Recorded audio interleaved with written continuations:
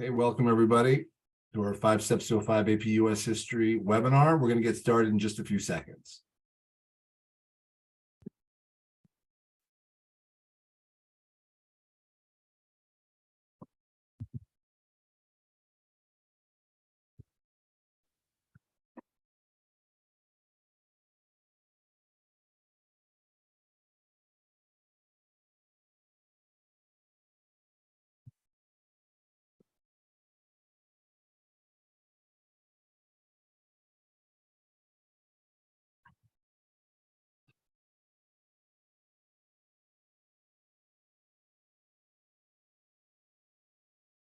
Okay.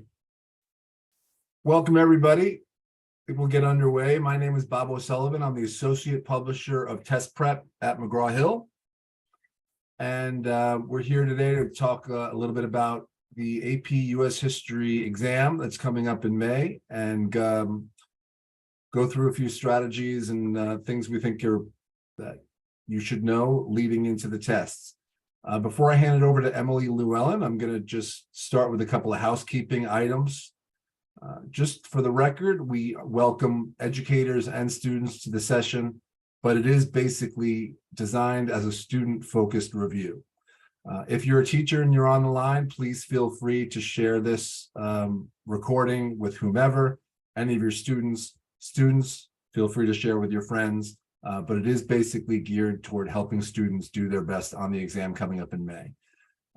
You'll see that second bullet suggests that we leave all questions until the end and to use the Q&A feature at the bottom and not the chat.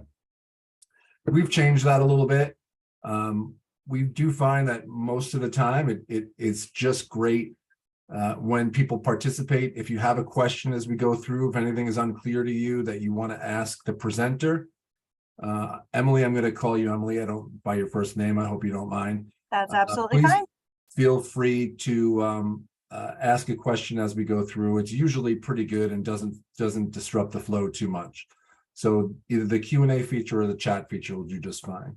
If you see that someone already has asked the question you have and you want to kind of double down on that question, there's a thumbs up icon you can use that will let us know that it's resonating with more than one person. Just to note, you guys will not be able to see one another for privacy reasons, but you should be able to see both me and Emily. And I've also got Simone Serwer on the line. You should be able to hear her. She's on the McGraw-Hill side as well. Just a reminder that no student data is being collected. If you're a student and you're on this line, we're not taking any information, any email, anything. So educators and students, no need to be concerned on that end.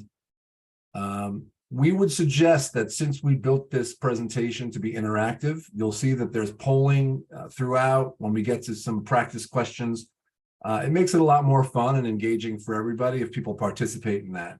So even if you don't know the answer it anyway.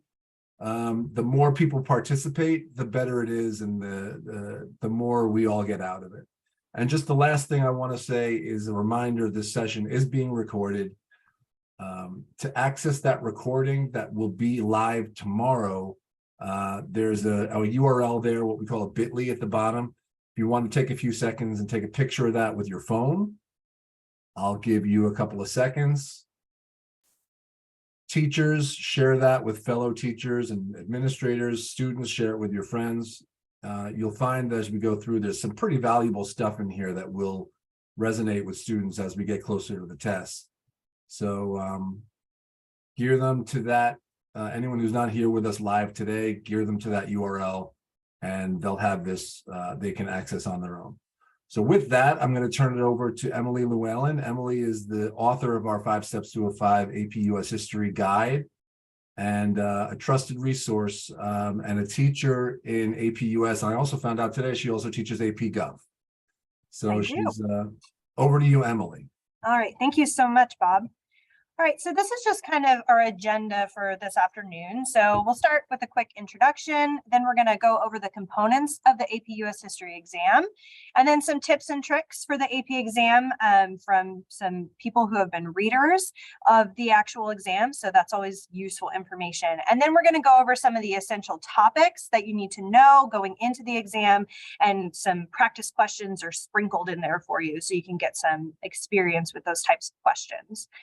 So to start, hi, I'm Emily Llewellyn. Nice to meet all of you. I am a teacher at Brown County High School in Nashville, Indiana. So it's baby Nashville, not big Nashville, Tennessee. And I teach an array of things, but mainly US history and US government, both regular and AP. I've lived in Indiana now for about 11 years, but I originally am from Northern California. I also have lived in Arizona. That's where I went to college at Northern Arizona University, and I got my bachelor's in history and secondary education, and then my master's in history. And then just, my crowning achievement, I was named the Gilder Lehrman American History Teacher of the Year for Indiana in 2021. And I am an absolute history nerd. As you can see, that's me in a trench from World War I and my We Can Do It t-shirt. So I love history. All things history is my passion. And I'm really excited to be here today with you all and get to share some information that hopefully you will find very useful going into the AP US History exam. So let's go ahead and just jump right in and start with the exam overview. So what can you expect? What's it going to look like? Things like that. So every kind of APUSH exam is catered around these 9 units of study. So you probably are familiar with these things because you've been taking AP US history. So you should know these are our units. There are 9 units that range from the years of 1491. So that would be, America, Native Americans prior to European exploration, all the way to present day. And you can see on the far right that that's the exam weighting. So what percentage of the AP exam is going to be that particular unit? So our little baby units, I like to call them, are units 1 and 9, only 4 to 6% of the overall exam. And then unit 2 is 6 to 8. And then our big meatier topics are units 3 through 8 with 10 to 17%. And what that means is that you can expect about that percentage of the questions on the exam to be from those units. So content that takes place throughout those units moving forward. So if you're studying, you might want to emphasize time on units 3 through 8, but that does not mean that 1, 2, and 9 aren't important. It just means that you'll only see a handful of questions from those units compared to those other units of study. So the exam is Friday, May 5th. 2023 at 8:30 a.m. in the morning. So this is the first week of AP testing, but the last day of that week. And the exam is 3 hours and 15 minutes long. So what you'll experience during that time is 55 multiple choice questions, 3 short answer questions or SAQs, 1 document-based question or DBQ, and 1 long essay question or LEQ. So I'm going to take you through what you can expect with each one of those types of questions, and then I'll later give you some tips and tricks for those types of questions as well. So let's start with the multiple choice questions. You will have 55 minutes for 55 questions. So I'm sure you can do some quick math here. That's 1 minute per question. And this is worth 40% of your overall exam score. So when we compare that to the writing questions, the SAQ, DBQ, LEQ, that's more than those. So multiple choice is really important moving forward. All of your questions will be in sets of 3 to 4. So you won't have like one outlier question.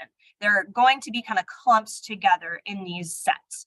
And the questions will be stimulus based. So that means that on the test, you will get a primary source text or a secondary source text. Those are going to be quotes from, key historical figures, speeches, certain books that have been written by prominent historians about different time periods throughout US history. You could also see maybe a political cartoon or a photo, charts or data or maps. And then the 3 to 4 questions that you'll see in that set are going to be related to that stimulus. So you're going to have to read the text if that's what it is, or look at the image, analyze it, and then answer a couple of questions about that particular stimulus. And so I have practiced multiple choice questions later on. So we'll kind of dive into that a little bit more and get you some experience with that. But I'm going to go ahead and move on to the next part of the question. So again, 55 minutes for 55 questions, not a lot of time per question, especially factoring in that you're going to have to read that source too. But again, we'll dive in a little bit more later. The next thing you're going to find are short answer questions. So short answer questions are just that. It's a short answer. It's not an essay, but you'll have 40 minutes to answer 3 of these questions. And this is 20% of your overall exam score. So essentially what you're going to do, you're going to get a prompt of some type and you'll have to answer, again, not an essay, just a short answer, that particular question. So you are going to have to kind of address themes throughout US history and utilize your historical analytical skills. Remember, you are a historian. You've been doing this all school year, more than likely. And so you have the skills you need to answer these questions. You just have to apply it and put it on the paper. So key point, again, not an essay, so you don't need a thesis statement, unlike the DBQ and LEQ, where you will need a thesis statement. So of the 3 questions, you have a little bit of choice. Question 1, you don't have a choice. You have to answer that question, and that will have a secondary source stimulus. So that means you'll have a reading similar to the multiple choice questions. You'll have a reading from a historian. So again, secondary source after the event has happened. You'll have that reading, whatever it might be, and then probably 3 parts of a question you'll have to answer related to that reading. Question 2, same thing, but a primary source stimulus. So instead of being after the fact, it's from that time period. So, similar to the multiple choice questions, it could be a speech, it could be just someone writing something from that time period, an article, whatever it might be, it's from the time period. And then for your 3rd short answer question, you have choice, which is great. So you can answer either question 3 or question 4, and they won't have a stimulus. So you won't have to read anything extra, but you will have to draw on knowledge that you already know. So question 3 will be focused on topics between the years 1491 and 1877. So 1491 being, Native American America before European exploration, and then 1877 being the end of Reconstruction. And question 4 is going to be between 1865 and 2001. So 1865, end of the Civil War, all the way through to 2001, which kind of our big historical event in 2001 is 9/11. So that's kind of the time period that you'll be focusing on. Emily, sorry, I don't mean to cut you off. I thought you were going to move to the next slide. We did get a quick question on the start time of the test. You mentioned May 5th at 8:30. Is it 8 or 8:30? It could be 8. I might have written that down wrong. Let me double check very quickly. Check with your teachers, people. Good question. I'm sorry, you're right. It's 8 o'clock. I'm sorry, my bad. 8 o'clock. Make sure that you're there earlier too. And I was thinking 8:30 because our start time for school is 8:30. So, but it's a little bit earlier than that. So I apologize. It is 8 o'clock. Yeah. So 8 a.m. Thanks for the question. And sorry to cut you off there, Emily. Oh, no, you're fine. So what I was going to say is that with your short answer questions, with that choice, just make sure you're choosing the one you know the most about, right? And that you can write the most about. I think that goes without saying, but sometimes we forget and think, well, maybe I should write about this thing instead of the one I feel more comfortable with, but go with the one you know the most about.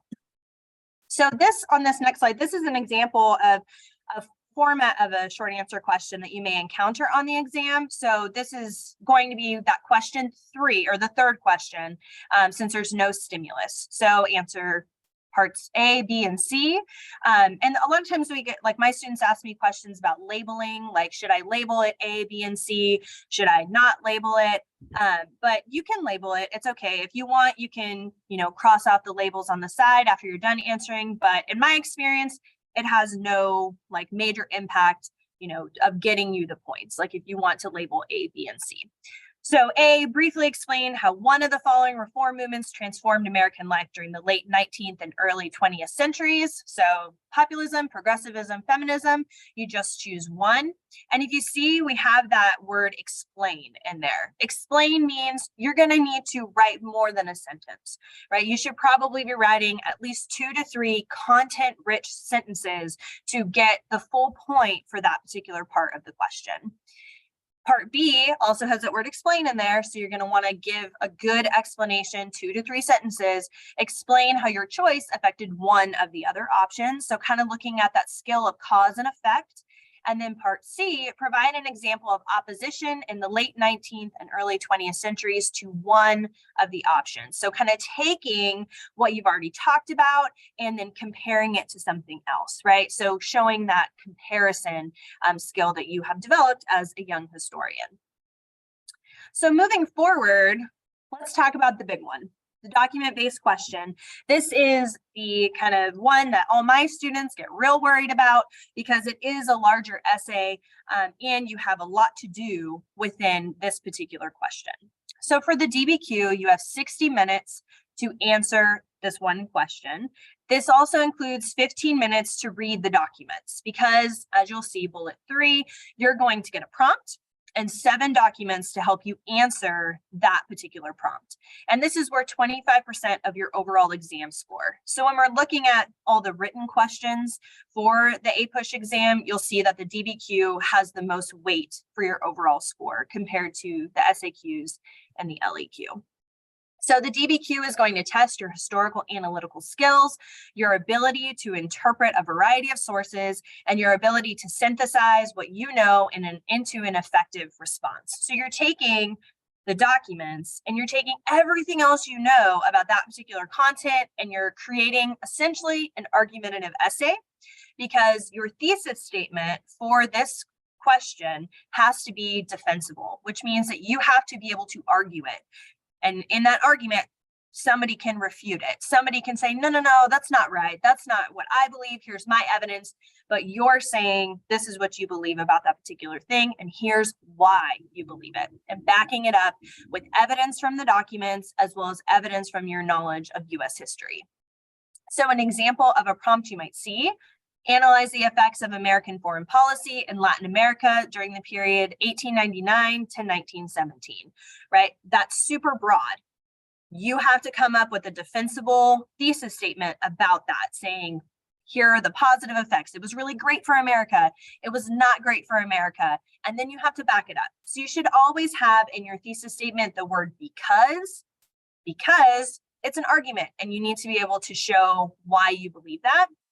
Also, you need to use the language of the prompt in your thesis statement. So make sure the words that are in the prompt are somewhere in your thesis statement so that the reader knows that that is your thesis and you are answering that question, even though it's a sentence, not a question. So the DBQ rubric and how it's scored can be a little confusing. So I wanted to talk about it and give you a chance to kind of see it as a whole and understand where the points are being scored and awarded. So overall, the DBQ is worth 7 points total. You get 0 to 1 points for that defensible thesis. So if you don't have a thesis, you don't earn that point. So make sure that you're practicing writing a thesis, you're practicing creating that like defensible thesis. It's argumentative. You can back it up with evidence. The second point you can earn is for contextualization. So this is a point that's earned for putting the prompt into a wider historical context. I tell my students this is your previously on. Whenever you're binging Netflix, right, and you watch an episode of a TV show, you always, the very beginning, typically, they have a previously on whatever show you're watching. And that understanding that context allows you to understand what's going to happen in the episode you're about to watch. So when you are thinking about history, you have to understand what happened before to understand what you're going to talk about in your DBQ. So that contextualization is your previously on to set up the story you're about to tell and the argument you're about to make, responding to the DBQ prompt. So put that topic into context for the reader and to show you understand what happened before and how that impacted the moment in time you're about to talk about. The next grouping of points is your evidence. So you can earn up to 3 points for using evidence from within the documents as well as outside of the documents. So you'll only earn 1 point if you use the historical content of at least 3 of the documents to address the question. That increases to 2 points when you use 6 of these documents. So really, ultimately, you want to kind of do all of them because there's only 7, and you want to make sure that you are getting those 2 points, right? So you could just do 6, but I tell my students to do all 7 because that way you have a buffer, right? Let's say you don't use one of them properly. Well, then you're going to still get the 2 points, hopefully, if you use the other 6 properly. And then you can earn 1 additional point if you use at least one piece of historical information that goes beyond the evidence in the documents. That means using the knowledge you have outside of those documents in front of you to support your argument. So pulling in outside information you learned in class, right, that is not laid out right in front of you in the documents. And then the remainder of your points is earned through analysis and reasoning. So 1 point is earned for explaining the point of view, the purpose of the author, or the document's intended audience or historical context for at least 3 documents. Most AP US history teachers like to use the little anagram of hip or hippie or happy or hippo. There's all sorts of different ones, but the main thing is hip. You're hipping a document, which just means H is the historical context. I is the intended audience. The first P is the point of view of the author. And the second P is the purpose of the author. So when you hip a document, you're taking one of those things. You only have to do one of those 4 things, and you're applying it to a document. But to earn that point, you have to do it for 3 documents. So you want to include, kind of taking it one step further than just saying this document was a speech that was made or blah, blah, blah. You're going to say, here's why this speech was given. Here's what the author was really intending when they gave this particular speech, right? You're going to take it one step further instead of just kind of regurgitating what was in the document that you analyzed. And then the last point is called the complexity point. And so this is, just being honest, really, really, really hard to earn.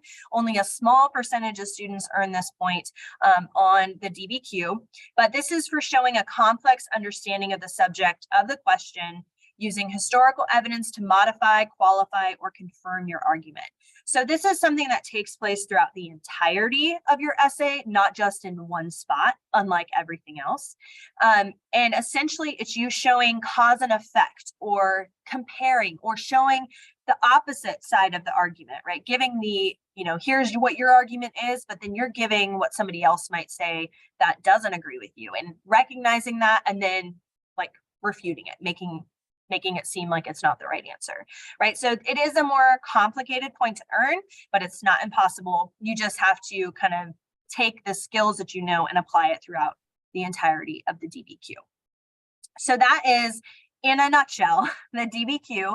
I will give you some tips and tricks in a little bit, so that you can have a little bit more understanding of like what readers are looking for and kind of ways to tackle this beast of a question, because it really is a big thing to ask you to do, write a coherent argumentative essay in 60 minutes and analyze documents, right? It's really, it's difficult. It's not easy. And so hopefully the tips and tricks I give you will help you like feel more confident and feel more comfortable tackling this question.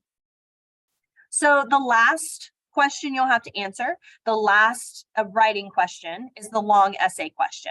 So you have 40 minutes for this question. It's just one essay, and it's 15% of your overall exam score. You will be presented with 3 prompts, and you just have to select one of those prompts, which is great. So for this essay, you'll have to demonstrate your historical knowledge by analyzing and interpreting themes of the past. And you can look at the LEQ as basically a DBQ without the documents. So instead of having those documents to fall back on in the DBQ to find your evidence, with the LEQ, you just have to pull that evidence out of your brain, which makes it a little bit complicated, but still doable. So you have this example prompt here: evaluate the extent to which mobilization for total war during World War I and World War II influenced American political and social development in the 20th century. Again, just like the DBQ, broad question, but it's a question that you should have learned the answer to and be able to find like evidence from just your brain to be able to answer that question. And so again, coming up with a defensible thesis, right? And then using that word because in there to give your arguments as to why. So the extent to which mobilization for total war influenced American political and social development. So you can say it really impacted it, or nah, not so much, right? How, whatever your argument's going to be, that is, you know, where you're gonna go, and make sure that you have the evidence to back it up. So the LAQ is worth 6 points. Here's your scoring rubric. It's, as you can see, very similar to the DBQ rubric. There's just a couple, like really one thing that's different. So you earn a point for your thesis. You earn a point for that previously on, that contextualization. And then your evidence is where we lose a point, right? So it's 0 to 2 points because you don't have documents to draw from. And so they're not scoring you on that. So you can earn up to 2 points for providing evidence in your essay. 1 point if you provide examples of historical information that are relevant to the question. And this increases to 2 points if you use well-chosen examples of historical information that support your argument.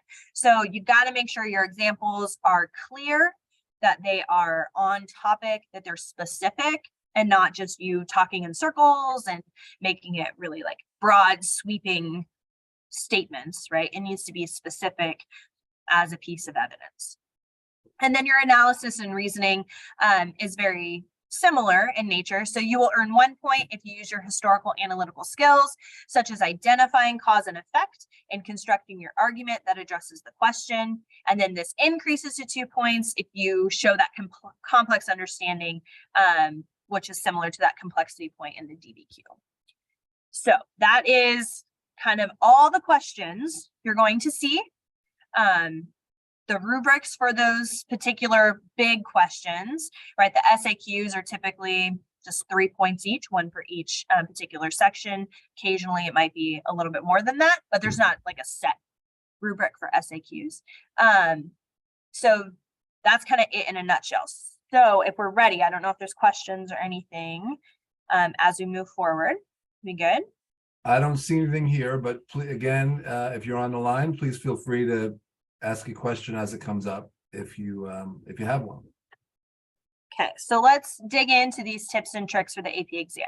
Now, I myself have not been a College Board reader, but my co-author of the 5 Steps to a 5 book, Professor Dan Murphy, who teaches at Hanover College in Madison, Indiana, he has been a reader since the mid 1990s. So I reached out to him and he and I chatted about what are some of the most important things that students need to know going into the AP exam from a College Board reader. So this is information from him, as well as, you know, things I picked up on in just my teaching of AP US history to help make things a little bit easier for you, as well as to make you feel more confident going into the test as a whole. So starting with the multiple choice section, the biggest thing is that you need to answer every question, even if it's a guess, right? An educated guess, right? But don't just leave it blank, because then you'll definitely not get the point. You want to make sure that you're getting as many points as you can. So make sure you answer everything, even if it's a guess. You also want to make sure that when it comes to that stimulus that you're going to get for your set of questions, that you're sourcing the document first. On every single stimulus, there's going to be sourcing information at the very bottom telling you who said it or wrote it or whatever type of source it might be, what the title is, when it was created. And in doing that, in sourcing that document first, it gives you inside information to what that source is. So in some cases, you might see, oh, this was written by Abraham Lincoln in 1863. And so that might click in your brain, you know what was going on. Oh, it could be the Gettysburg Address, right? And then you have that connection already. You might not need to read the entirety of the document set to be able to answer some of the questions. Now, more than likely, you'll need to read it to answer at least one or two of the questions, but it might help put you in the headspace of already understanding what that stimulus is going to be about. You also should read the questions before you dive into reading the stimulus too, because then you know what you're looking for, right? You know what you're kind of going into that source trying to understand, and you won't have to read your questions and then go back to it. Because remember your time constraints here. You have 55 minutes for 55 questions. So you want to be smart in how you're approaching these questions. Also, there may be more than one correct answer. So you need to find the best possible answer, right? There might be things you could argue. Trust me, my students have tried. They have argued things whenever we've had tests and said, but this should be the right answer. And I say, but look at this answer. This is better, right? So you were trying to find that best possible answer, not just the right answer. You also can't just memorize facts, right? You're going to have to dig in. You're going to have to analyze a little bit with that stimulus. That's the whole point of College Board giving you a stimulus, is that they want to see you analyzing, because historians analyze. We don't just regurgitate facts, right? We analyze sources. And don't overlook the obvious. So sometimes, we tend to overthink things, especially when you're in a standardized test and it's stressful and I only have 55 minutes to get through all these questions. You might look at something and think, that's too easy. That just seems like it can't be the right answer because it's too easy. Just go with your gut, right? Don't just look at it and think, oh, well, clearly that's the answer, so it has to be wrong, right? Go with your gut. Trust what you know and just try and not to overlook the obvious. And then finally, use a good pencil with a good eraser so that you can erase things. Remember, it's a standardized test, so you're bubbling in. So you want to make sure that if you need to change your answer, you're not going to get tripped up with scoring because you didn't erase well enough. Emily, just so you know, we're at just after 4 o'clock Eastern, so we're just past the 30-minute mark, just to give you a little time check. Okay, thank you. So next, with the short answer questions, are SAQs. Remember, you only have 40 minutes for 3 questions, so don't waste your time. Just answer the question, right? You don't need to give a lot of fluff. You don't need to go on, and you just need to answer the question that is right in front of you. Get to the point. Don't feel like you need to give a big, flowing, long answer with lots of flowery language. Not necessary. Cut and dry, to the point. That's what readers want to see. Be sure to provide supporting facts, though. It's like all the writing questions for the APUSH exam they're just about like supporting your answer, proving what you're saying with evidence. So you really have to make sure that you're providing that and not just, assuming the reader knows what you're talking about, because they don't know you. They don't know you at all. And they're reading tons and tons and tons of these questions. So you need to make sure you're clear, you're to the point, and you're supporting what you're saying with evidence. Also, write in full sentences. Even though it's a short answer question and it is not an essay, you still need to write in complete sentences. So make sure you're not just bullet pointing information. And then keep your response inside the box that's on the answer sheet. Don't go outside of the box, or readers won't be able to score that. So just make sure you're staying within the confines of that box. Moving on to the DBQ, right, that big one. Practice your historical thinking skills. So moving forward, we have a set amount of time until this exam's creeping up on us, right? So you want to make sure you know how to identify cause and effect. You can differentiate between change and continuity. You can compare when it comes to historical events, and you can connect things to broader historical trends. So practice those skills moving forward, and that will help you with the DBQ. Also, use the standard essay format. Have an introduction. I tell my students your contextualization should be your intro. End it with your thesis statement, right? And then what you want to do with those documents, you want to kind of place them into 3 categories. Your 3 arguments for your thesis statement.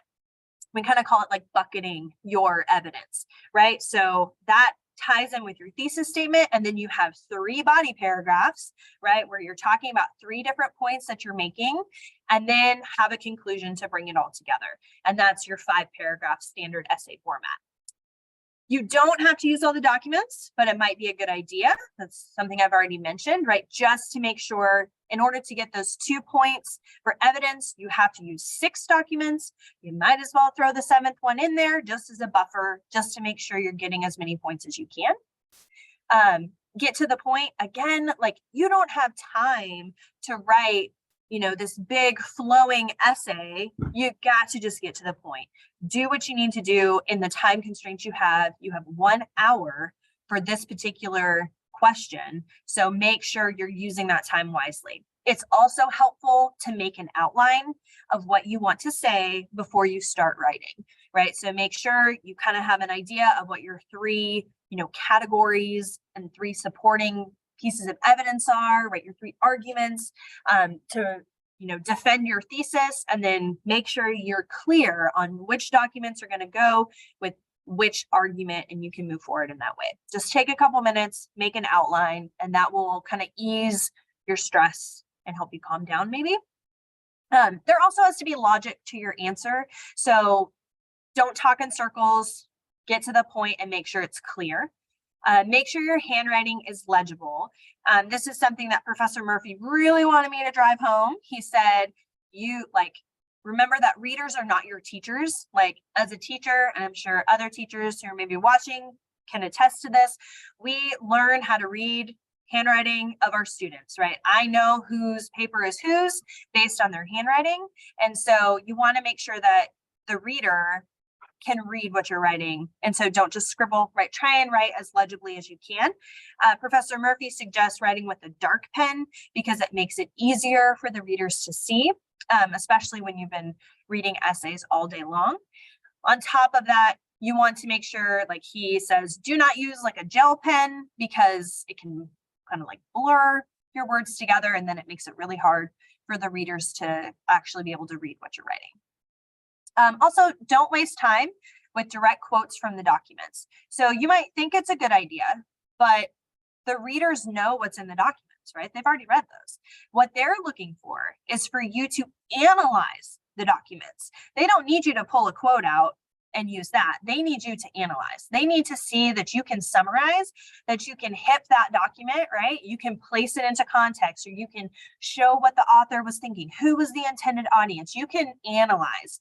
So it's a waste of time for you to just use a direct quote. That's not something that you need to waste your time doing.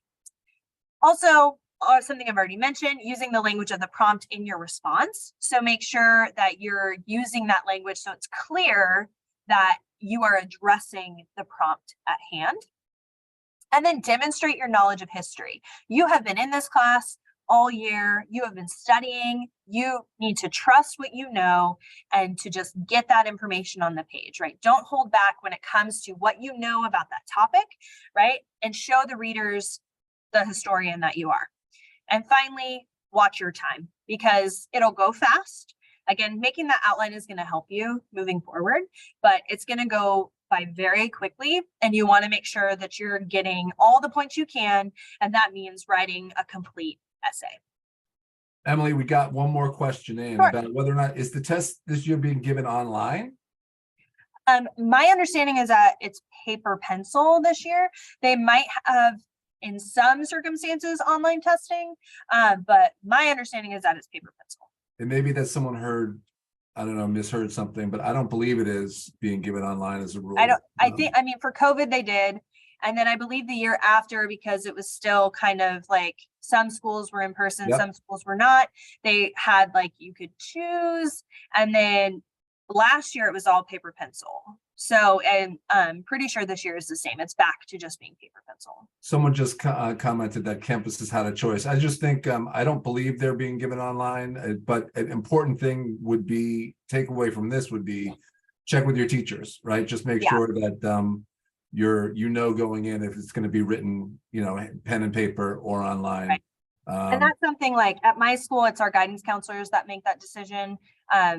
But you might have an AP coordinator at your school. So check with them and see how they signed up your school to approach the exam. Like, because it very well could be that if your school chose to do it online, then it would be a choice there, and they would know that answer. That's interesting. So someone just wait, the same person that asked the first question saying their school in Florida is telling them online, but they prefer the pen and paper.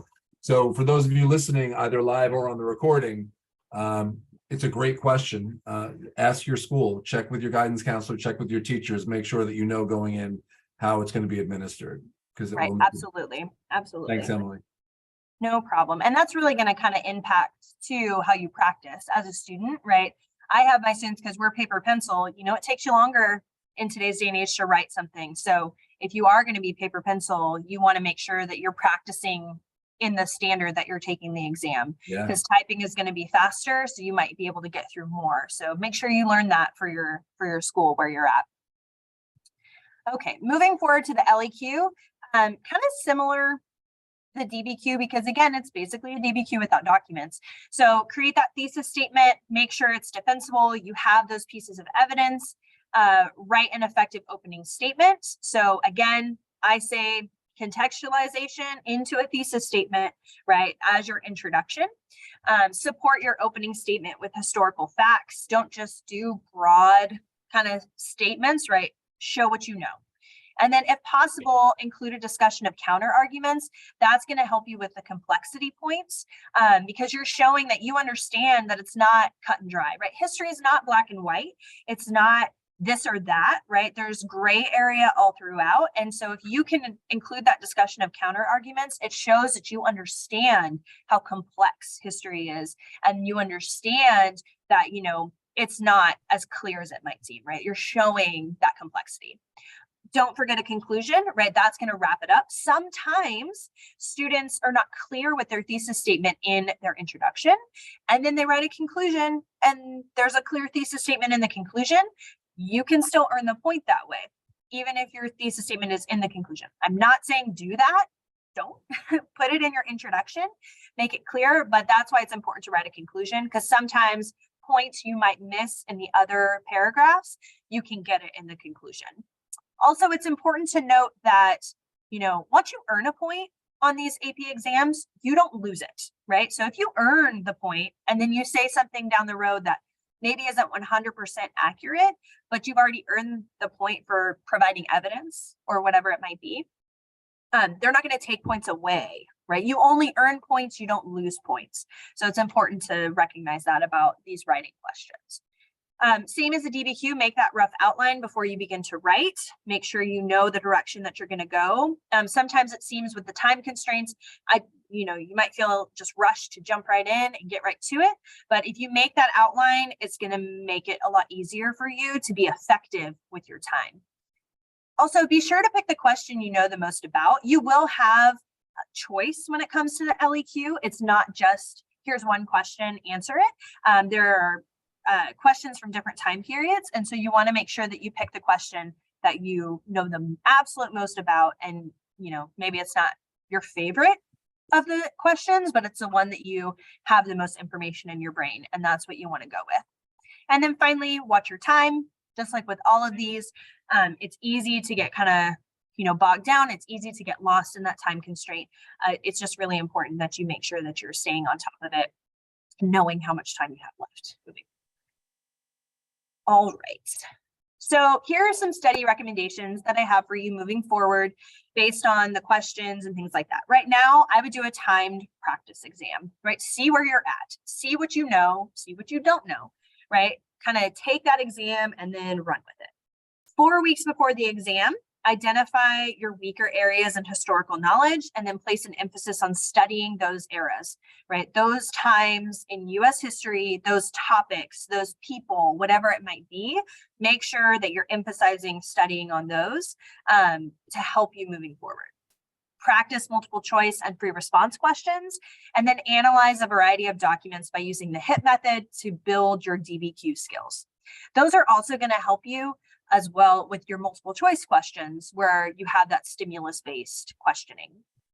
2 weeks before the exam, continue practicing multiple choice and free response questions. Take another timed practice exam to see where your strengths are now that you've been studying for the past couple of weeks. And then finally, the night before the exam, just recognize last minute cramming is probably not going to benefit you very much, right? you should know by now, probably you've been a student for a long time. If you're filling your brain with all sorts of things the night before an exam, all it's going to serve to do is stress you out, make you really, like freaking out about the exam the next day. And you're probably still not going to remember everything. You already know what you know. Like, you're not going to learn a ton the night before the exam. So just do some light review by studying key terms, practice a handful of multiple choice questions, and then relax. Have a good night's sleep. Make sure you eat a good breakfast the morning of the exam, and then just try to be calm. Recognize and trust your teacher has prepared you, you have prepared yourself, and you can do it, right? You can go forth and make sure that you are going to be successful. So the last thing we're going to kind of do is I'm going to walk you through each unit and essential topics that you need to know. Now, I hope you recognize it is impossible for me in the time we have left to teach you everything you need to know to prepare for this exam. We're literally going from 1491 to present day. So that's a lot of time. And, I'm just not going to be able to do it. So what I've done is I've just kind of broken it down by what College Board says are the most essential topics. And then I've kind of sprinkled in some practice questions to help you kind of check your understanding on some of the bigger topics, as well as get some practice with multiple choice. So before we do that, I wanted to give you some food for thought. So Trevor Packer, I don't know if you know who he is, but he's the head of advanced placement at College Board. And every year after the scores have rolled in for all AP exams, he takes to Twitter and he posts statistics about the outcome of those exams. So for the 2022 APUSH exam, he said students scored highest on the multiple choice questions over Unit 6. They scored lowest on multiple choice questions over Unit 4. And 52% of students who chose the free response question related to Native American history earned 0 points. So what I, as a teacher, take away from that is that my students need to have a better understanding over Unit 4 and Native American history. And hopefully you can take that away too. Now, regardless, this year's test will be different, but it's also really important to know your strengths and weaknesses. And this was, kind of an average looking at all the students across the world who took the APUSH exam. This is where the strengths and weakness lay. So just keeping that in mind as you move forward, what's your strength, what's your weakness, and how can you kind of move forward in that? So let's just go, and we're going to jump into the units and practice some of those questions. So we're starting with Unit 1. Unit 1 is a time period of 1491 through 1607. So 1491 is, again, I've already mentioned a couple of times, that Native American societies kind of prior to European contact.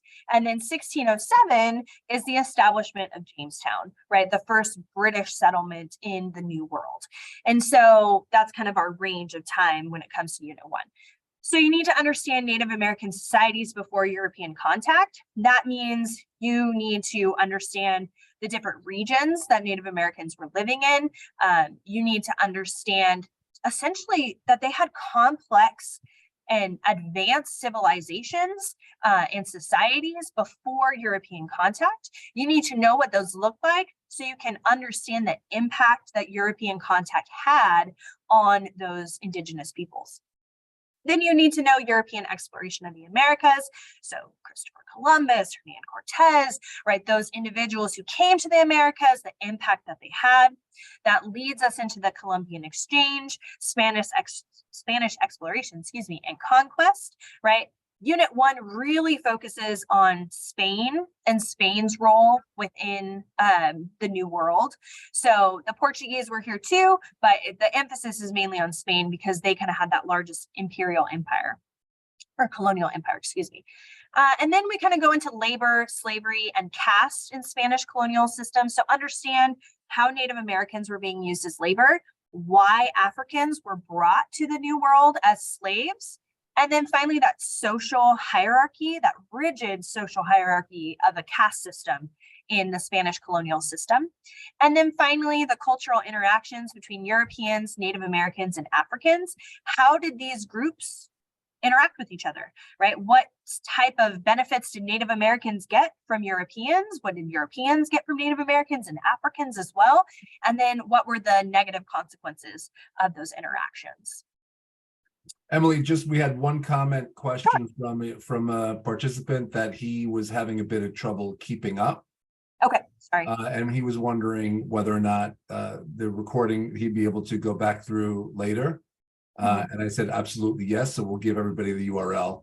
But just a quick note, I think the pacing has been pretty good. So someone was making that comment I wanted to share. Okay, great. Thank you.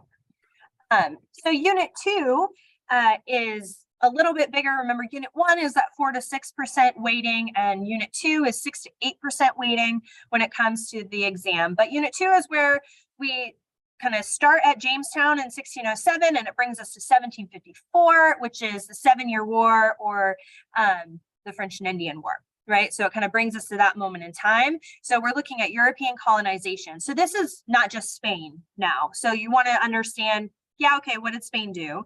But that's more Unit 1. But then what were the British doing? What were the French doing? What were the Dutch doing, right? When it came to colonization of the New World. And then we're going to kind of just dive into the British colonies. So the regions of British colonies, so recognizing the differences in both the establishment, the type of colony, and the culture of the British colonies. So New England, Middle and Chesapeake colonies, and the Southern colonies. Then you need to understand transatlantic trade, right? So what was the exchange like across the Atlantic Ocean?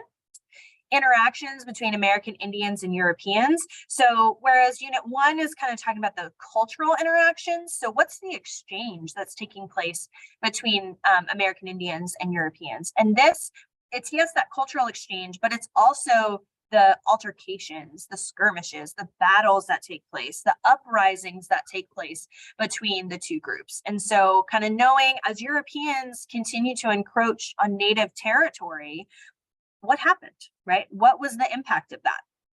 Then you want to have an understanding of slavery in the British colonies. Clearly, slavery is an important part of American history and an important thing that College Board wants you to understand going into the APUSH exam. So you'll notice slavery as an important and essential topic in many units, and that just speaks to, the importance of it moving forward and having an understanding. But this is more slavery early on, right? The beginnings of slavery in the British colonies, knowing that it existed in all 13 colonies. It was not just in the South, it was throughout all of the colonies that the British had in the New World. And then finally, colonial society and culture. So this is where you can kind of do a deep dive on the Puritans in New England and the Salem witch trials, right?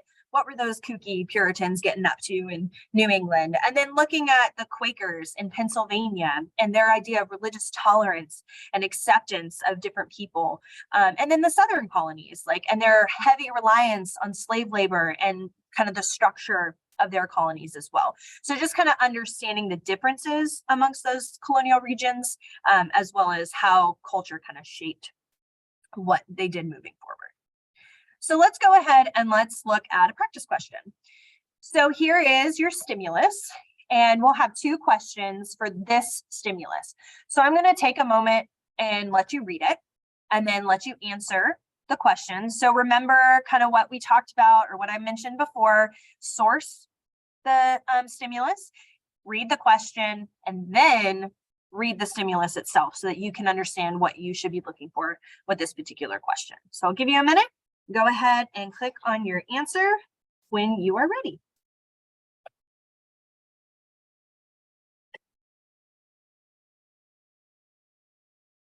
For those of you watching live, you can actually click and drag the polling box over to the side. So it's if it's blocking the passage.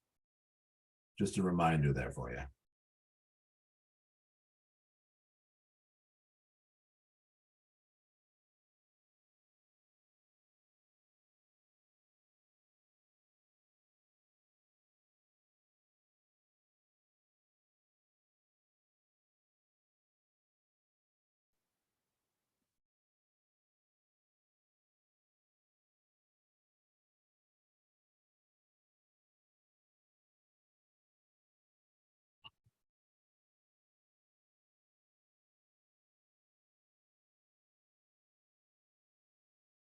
All right, so I see that the majority have answered D, or all of you answered D, and the answer is D, right? Surprised that Native Americans could learn English and serve as cultural intermediaries. So great job. Here's your next question.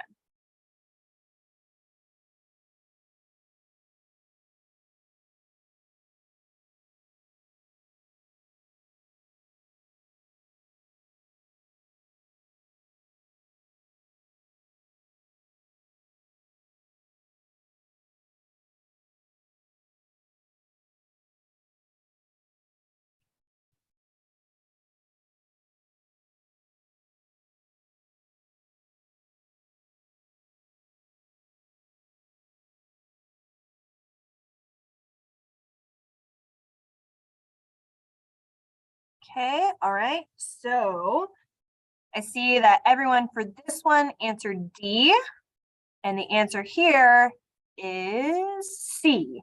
So they were religious separatists looking for a place to freely practice their faith. So that question in particular, you needed to have outside knowledge to be able to answer that question. You couldn't answer it just based off of the stimulus that was provided to you. So that gives you kind of an indication, that it's not just about the quote that you're reading, but it's also about your outside information kind of surrounding that quote. Sorry to interrupt, Emily. I actually had the answer to question 1 still up, so it's not their fault. Oh, okay, sorry. No worries. Well, the answer's C.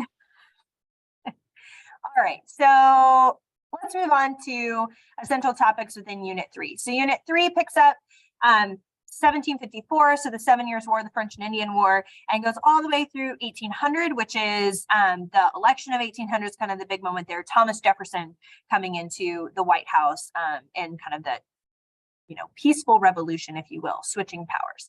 So our first topic, the 7 Years' War, the French and Indian War. You need to know the who, what, where, when of that particular episode. And then taxation without representation, that is just understanding the British and how they were taxing the American colonists. So knowing kind of the different actions that were taken on top of what the colonists were doing in response. The philosophical foundations of the American Revolution. Essentially, you need to know the Enlightenment. You need to know Enlightenment thinkers, particularly John Locke, right? So John Locke and his ideas about the role of the government, the rights of the people when it came to the government, all of those things are integral to understanding why the American Revolution happened and the impact that it had. Then you need to understand the American Revolution. So this is, not just the Revolutionary War, but the revolution of ideas that took place during this time too. So the Declaration of Independence, right? That kind of declaring ourselves free and independent, creating that new country, right? All of those things. That also includes kind of looking into the Articles of Confederation, and that kind of comes into the Constitutional Convention as well. The influence of revolutionary ideals is not just about the influence that those ideals about, that the government is in a social contract with the people. The government operates based on the consent of the governed, and that we as citizens have natural rights of life, liberty, and according to Thomas Jefferson, the pursuit of happiness, right? It's not just about how that impacted American government and American society, but how it impacted the world. So looking at how the French Revolution was influenced by those ideas, the Haitian Revolution was influenced by those ideas, and then also looking at how those revolutionary ideals impacted the role of women in America. It also impacted, in some cases, how people viewed slavery and kind of prompted the abolition movement in the northern part of the country. Then the Constitutional Convention and debates over ratification. So here's where you need to know, how did the Constitutional Convention take place? Thinking of the Articles of Confederation as our first government, why didn't they work, right? What was the problem? What was Shays' Rebellion? How did that influence and highlight the weaknesses of the Articles? And then what happened at the Constitutional Convention? What were some of the major debates and compromises that were made? And then finally, in that particular topic, looking at the Federalists and the Anti-Federalists and how they debated over the ratification of the Constitution. Then you just need to know about the Constitution. What type of government do we have in the United States? Now, you don't need to like go AP government level, right? But you need to know that we have 3 branches of government, separation of powers. We have checks and balances. We have a federal system of government. So the states have power and the national government has power, right? We have 1 president. We have a Congress with 2 houses, those types of things. Shaping a New Republic is where we dive into George Washington's presidency and John Adams. So understanding what George Washington did as a president, one of the big things you might want to focus on is like the Whiskey Rebellion and how that showed the strength of the federal government. For John Adams, you can look at the Alien and Sedition Acts. That's a huge thing when it comes to John Adams' presidency, and the Kentucky and Virginia resolutions that happened as a result of those acts. Just kind of understanding, those 2 resolutions were the state saying, we don't want to listen to that rule. We're not going to. And that laid the foundation ultimately for the Civil War way down the road. Developing an American identity is just that. How were we coming together as a country? How was America, like forming an identity? And then finally, movement in the early republic is looking at migration patterns. So how are people moving around in the early republic? Unit 4 picks up in 1800. So after Thomas Jefferson is elected into the presidency, which is a shift in political power because he was a different political party than John Adams.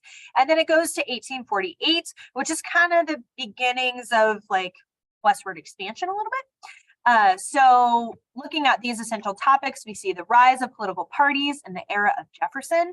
This is where you dig into the difference between the Federalists and the Democratic Republicans, and political parties have influenced so much in our nation's history. Like, it's important to understand their ebb and flow, how they've changed. And this was the very beginning. And then looking at Thomas Jefferson and his presidency, and some of the major things that happened, the Louisiana Purchase, right, being one of those more major things. Politics and regional interests is where we kind of dig into the beginning of sectionalism, so division amongst our regions in the United States, and how politics is influencing the tension that's there, which is minor at this time, but it definitely expands. America on the world stage is where we look at the War of 1812, right? So under James Madison, what happened in that war? Why did it happen? How was America presenting itself to the rest of the world? Then the next topics are both about the market revolution. So a lot of times we call this the Industrial Revolution, but in APUSH we call it the market revolution because it wasn't just about industry. It was about an entire shift in American society and in the marketplace as a whole. So you're going to want to understand the overall impact, both in terms of industrialization and technology, as well as in terms of how it shifted perceptions in society and American culture. Expanding democracy, understanding how voting changed, right? Who could vote, how that shifted, and then ultimately how that impacted America's government and political structure. Jackson and federal power is getting to know Andrew Jackson, digging into that guy and what he was all about, how he expanded the role of the presidency, and just kind of, he is a man of contradictions. And so understanding some of the major things that happened during his presidency, like the Bank War, and things of that, the Indian Removal Act, right? Things like that.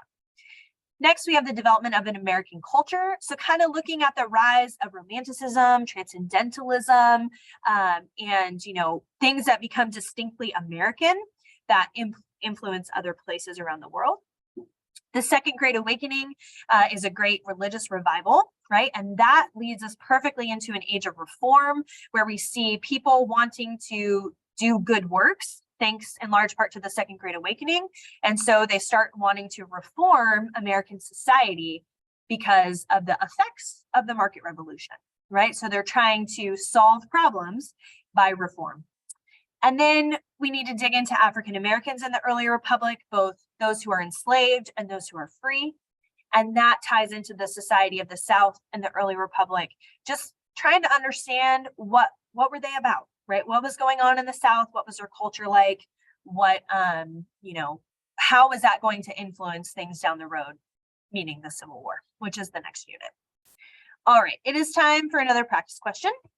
So here you go. This stimulus is a little different because it is not a reading, but go ahead, analyze, and then answer the question. Emily, just another time check. We're at 4:34 p.m. Eastern, so we cruised past the hour mark. We got 25-ish minutes to go. Okay, all right.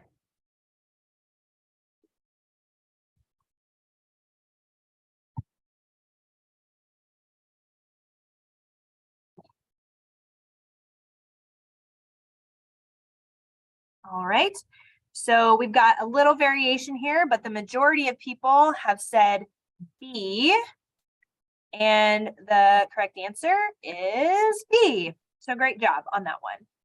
Here is our next question. The cartoon most likely refers to which of the following policies of Andrew Jackson?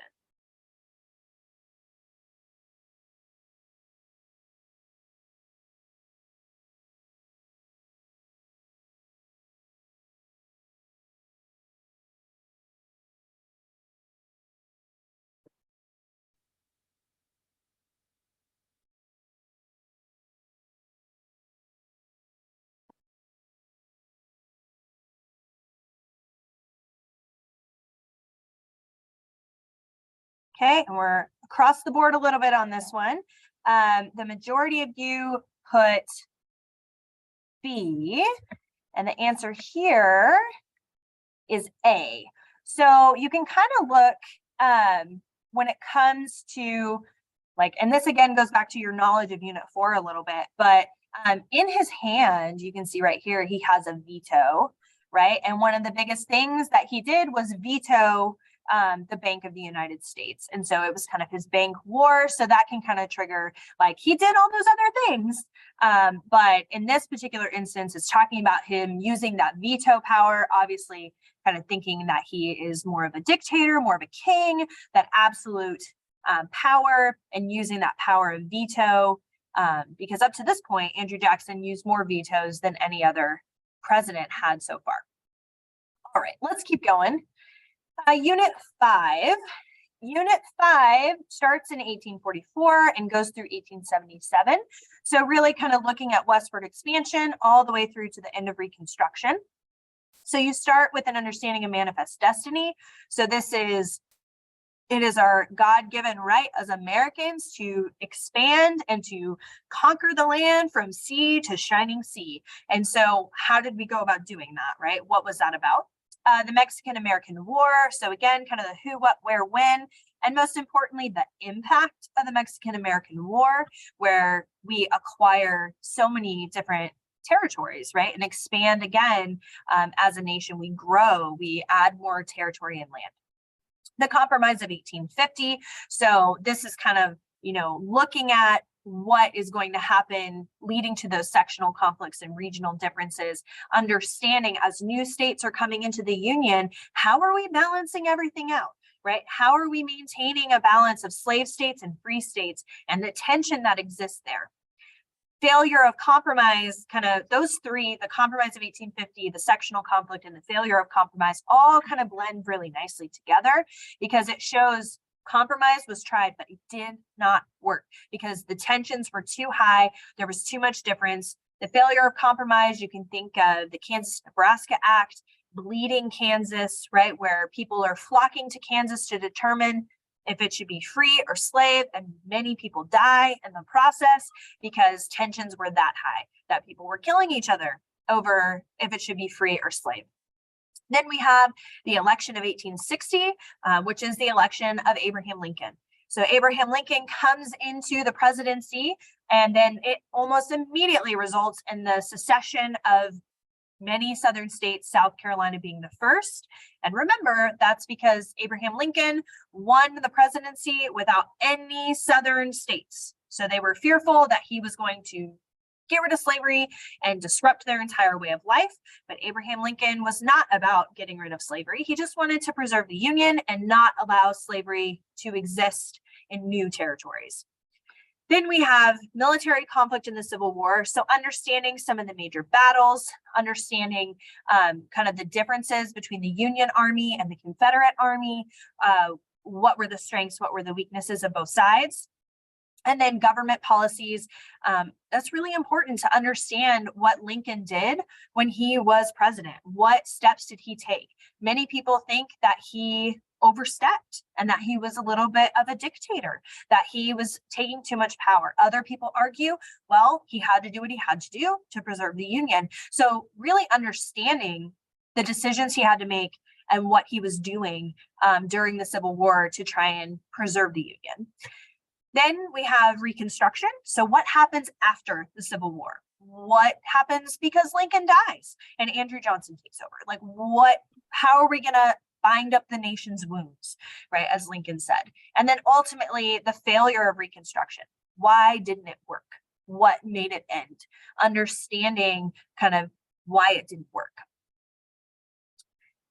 Then we move on to Unit 6. And Unit 6 kind of picks up with that westward expansion.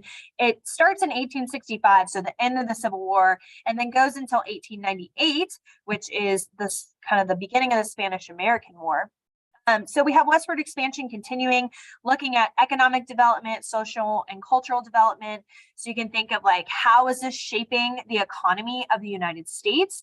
How is this really kind of influencing the United States as a whole? Then we have the New South, the South after Reconstruction. What's going on there? They're industrializing. How is that changing? What's the impact of that? Technological innovation. So that's just looking at new technologies, the telegraph, the telephone, the railroad, right? How are these things that are creating an interconnectedness in America? How is that changing everything, right? And what's the overall impact of that? Then we have the rise of industrial capitalism. So looking at Carnegie, Rockefeller, Vanderbilt, these big industrial tycoons, how did they get to that point? What allowed them to get to that point, right? And then what did they do? Then we have labor in the Gilded Age. So that Gilded Age is that time period, really the 1880s, 1890s. We call the Gilded Age. And this is a time period where, it's coined by Mark Twain, meaning, it looks great on the outside, but underneath there's some ugliness, right? It's not great. So labor in the Gilded Age is looking at the rise of labor unions, the labor strikes that took place and the violence that ensued maybe as a result. Immigration and migration in the Gilded Age, looking at people coming to the United States, looking at people moving to urban centers within the United States, and then responses to that immigration, the rise of nativism, this concept that, American born is number one, and that's who we should be looking out for. Native born Americans are more important than immigrants, right? That's that idea of nativism. And so that really takes hold during this time, and we see it come up time and time again. The development of the middle class is, something that we see happening during this time period as we see, we have the big wealthy tycoons, we have the laborers, and then there's this middle ground that arises, and just kind of understanding why and how that happened. Reform in the Gilded Age, similar to reform earlier on. So looking at how people saw the ugliness of that Gilded Age and wanted to change it. And then controversies over the role of government in the Gilded Age and politics in the Gilded Age kind of go together, and that they're looking at the role of government, right? And what was happening when it came to the fact that the government wasn't really involved in the economy. That led to monopolies, that led to the rise of industrial capitalism, also led to a lot of corruption, especially in state and local politics. All right, time for another practice question. Here you go.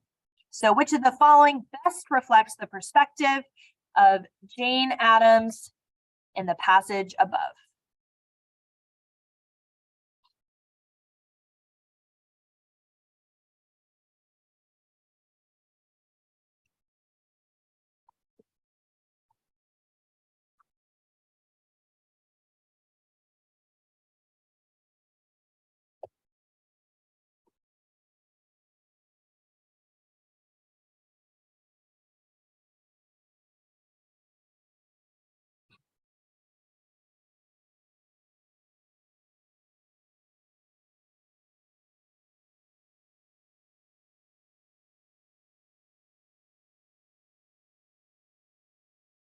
Okay, and we see the majority of people put B, and the answer is B. Poor people need support in helping themselves. Great.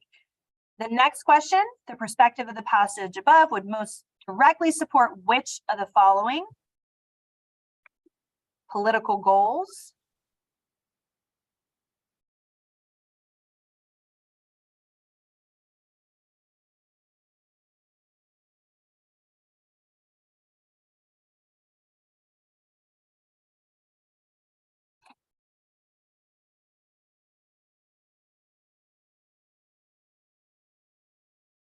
Okay, and the majority of people selected C on this one. And the answer is C, greater rights for unions. Great job. All right, I'm gonna have to pick up my pace a little bit because looking at the clock, I think I only have like 15-ish minutes. Is that right? Less than? Yeah, because I usually like to do about 5 minutes of the digital piece, so Okay, we're gonna go.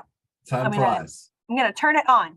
All right, so unit 7, we see imperialism, right? So America growing as an empire around the world, leading us to the Spanish-American War, fighting with Spain over the Philippines, over Cuba, right? What's happening there? And that ties in with imperialism.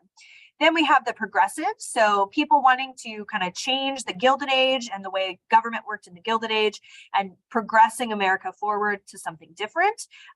That's where we get my guy, Teddy Roosevelt. I love Teddy Roosevelt. And other people like Taft and Wilson trying to increase the role of the government in making it so that, you know, it's not the way it was during the Gilded Age with so much corruption. World War I, know about kind of how we got involved, why we got involved, and how it impacted the home front. The 1920s as a whole, you kind of want to focus on how it was a changing time in many ways. Changes in communication, technology, but also changes in the way people viewed the world. So religion, the role of women, prohibition, right? All those things that goes hand in hand with the 1920s. Then the Great Depression, how it started, the overall impact of the Great Depression, and that folds you into the New Deal, right? So how did the government handle the Great Depression under President Hoover? And then we have that not really working. Roosevelt comes into power, FDR, Roosevelt comes into power, implements the New Deal. What impact did that have? Then we have interwar foreign policy. So looking at how we were interacting with other nations between World War I and World War II.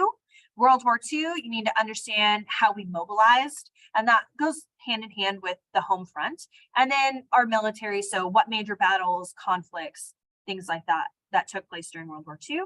And then post-war diplomacy is looking at directly after World War II ends, how do we get along with other countries? How do we handle Germany after the end of the war? What's our relationship like with the Soviet Union? Which leads us into Unit 8, which is all about kind of the Cold War in the 1950s, 60s, 70s. So you have a whole topic about the Cold War as a whole. So our relationship with the Soviet Union, what was going on there. Then we have the Red Scare, right? McCarthyism, the fear of communists in America and how people kind of responded to that. Economy and culture after 1945 is really looking at how America was prosperous. And then that also kind of leads us into some cultural changes. We see a lot of conformity in the 1950s because of the Red Scare, just kind of understanding what life was like for people during those times.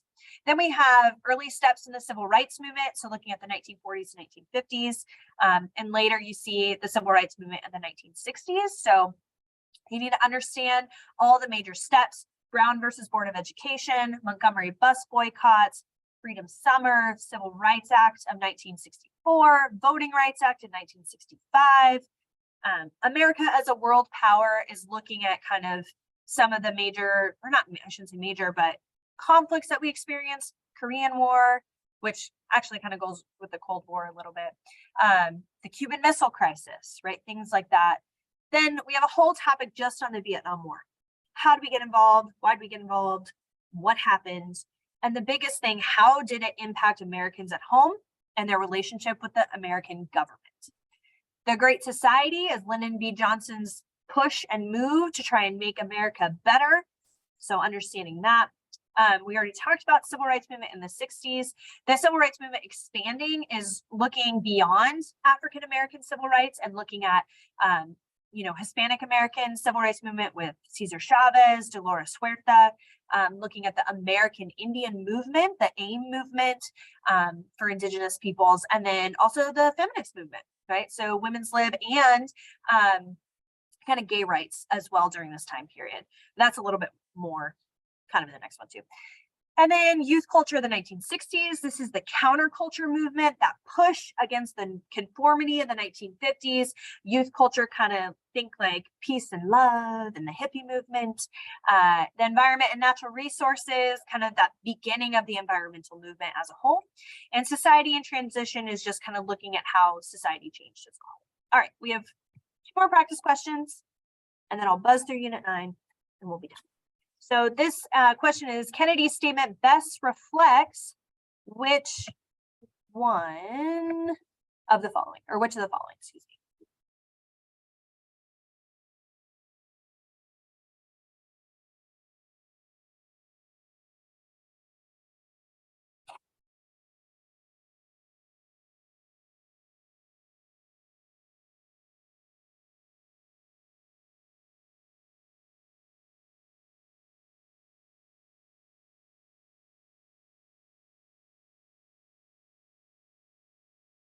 Okay, and it looks like the majority of people picked B. And the answer is B, American confidence in a time of prosperity. Great job. All right, last question. Kennedy's speech most directly led to which of the following?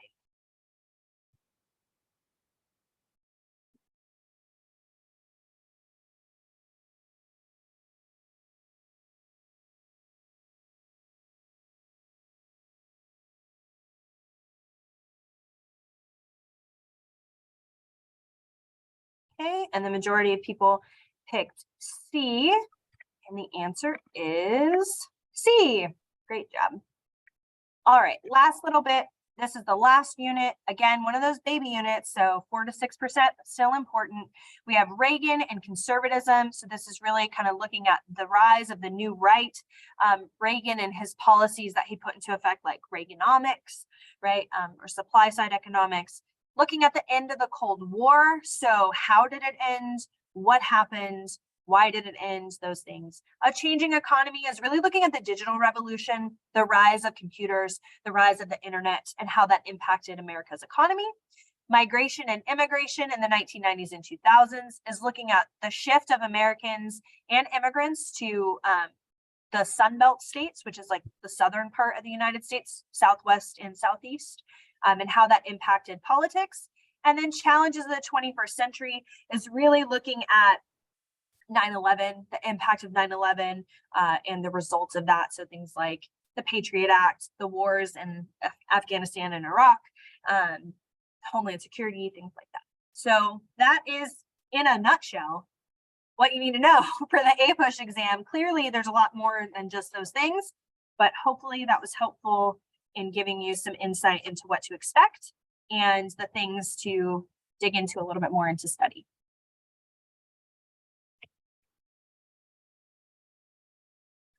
All right, great stuff. So I'm going to jump in here just for a few minutes, perfect timing. If you'll flip to the next slide, please, Emily. By attending this webinar, whether in live or on recording, you guys are now have access to our online resource for APUSH. So I'm going to give you a minute to take a picture of that with your phone or jot it down. mheducation.com/5steps-APUSH. And there's your access code to get in. And what this is a pretty robust study tool that you, if you're a teacher or student, either way, that you can share this and work through a program and set up your study plan between now and the test date. If you can stop sharing, Emily, please, and I'll start.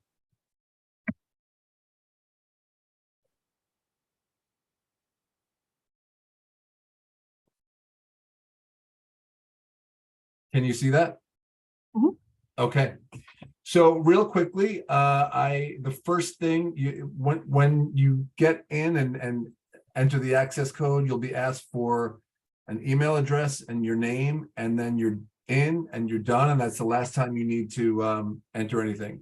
We're not going to send you any emails. You're not going to see a single piece of spam. It's just one email that will come just to verify that you're in, and then you're in. The very first thing you'll see, and I picked this up earlier in the presentation when Emily mentioned that the test is on May 5th. The first thing you'll see is to put in your test date into the program, and that'll tell you every time you log in after that, it's going to give you a countdown of how many days. You're currently at 51 days out from test day. So get studying. And then from there, it's going to help you create a study plan for yourself for the next 51 days. Doesn't mean you're going to come in every day for the next 51 days, but every time you come in, it will be updated and give you an update on where you are with your study plan progress, your knowledge goals for the days, and your percentile ranks. I didn't do anything on the A-Push course yet, so I don't have any of my information saved in here, my percentile rank, my average score on tests or anything like that. But a really cool thing about it is once you come in and you log out, and the next day or the day after you come back, all of your progress is saved in here, and you can see as you go along the goals that you can achieve as you get closer to the test day. So real quick, this is the main dashboard. It'll show your progress throughout as you're going along. Here you've got your on the menu on the left is where you'll find most of all of the things that you need to access it. You've got a study plan. Again, everything from how to use this course and downloading the mobile app are all here. One quick note on the app, it tells you how to download the app, really quick download. And the cool thing about that is that no matter where you're studying, if you're reviewing at home or in school on your laptop and you log out and then you jump on the bus and you want to run through 10 more questions, it's going to pick up exactly where you left off in the program. So whether you're on the phone or on your laptop, it's going to be, they speak to each other and you won't lose any of your progress. This is basically everything that you'll find in the 5 Steps to a 5 book is coursified and presented clearly in this study plan. So you just go through as you wish, and that's going to help you out. There's a game center, nothing too crazy in here. You're not going to see any Fortnite graphics, but there is some pretty basic flashcard based study games. If you're on the bus again and you want to just, have a little fun while you're studying, this is where to come. The discussion board, I noticed that there's actually a comment in here. Normally, this is, it's not used super frequently, but this is a place that students and people can talk to each other. Hey, did you think number 9 on test 5 was a little awkwardly worded or something like that? Or did you guys get this one right? I didn't think. So yeah, you'll see that there's actually one in here that was posted 3 months ago. For the lessons, there's everything in the book broken down really clearly by lessons. While Emily was talking, I went through the American Revolution section. And basically when you go through, you read the summary, you rate your confidence as you go through. So the next time, if like you have Lexicon and Concord, Thomas Paine's Common Sense, Declaration of Independence, you've got all that down pat, you can rate yourself high. So that the next time you log back in and you go back into seeing where you are left off in your studies, maybe you'd want to concentrate on the places where you ranked yourself, rated yourself low or medium, because that's a good, easy way of seeing what you may have struggled with conceptually last time and where you want to concentrate as you go through. Flashcards are an excellent tool. There's 508 flashcards in here. Abolitionist movement, one click and you see the definition. Did you get it right? Yes, you won't see it again. Advertising age, same thing. Affirmative action, that one I wasn't 100% sure. I'm going to rank myself kinda or no on that one. And again, next time I come back into the cards, the one that I ranked low, I will see again. So it reinforces those concepts that you need. But these, if for nothing else, these flashcards alone are worth signing up for this thing because they are really useful. Tons of practice questions broken down by category. You want to do 9 questions on the era of Reconstruction. You go in, the average, it'll show you the average number of people getting them correct. Where was I? 82%. and you can judge yourself against that. Really easy. You can practice, as you can practice category, you can either do them with the reviewing answer on or off. You want to wait till the end and get them all the explanations, or do you want to see the answers as you go through? It'll tell you whether or not you're there. And perhaps the most important thing is the 3 full-length practice tests. I mean, as Emily mentioned earlier in the presentation, most AP teachers will tell you you should take at least 1 full practice test before test date. It sits you down for that 3 hours and 15 minutes. You're concentrating for that amount of time. It gives you a good indication of where you are and how prepared you are to not only with your knowledge of APUSH, but also your ability to sit down for that amount of time, concentrate, and get through it. So not only is there a diagnostic test you can do when you first get in here, but there's 2 more full-length tests at your disposal. So they're really valuable tools. That's a real easy, quick way to go through this thing. If you want to just go back to the real quick, Emily, back to sharing. Oh, hang on. And back to that screen that mentioned the code. Yes, I'm sorry. No problem. Yep, right there.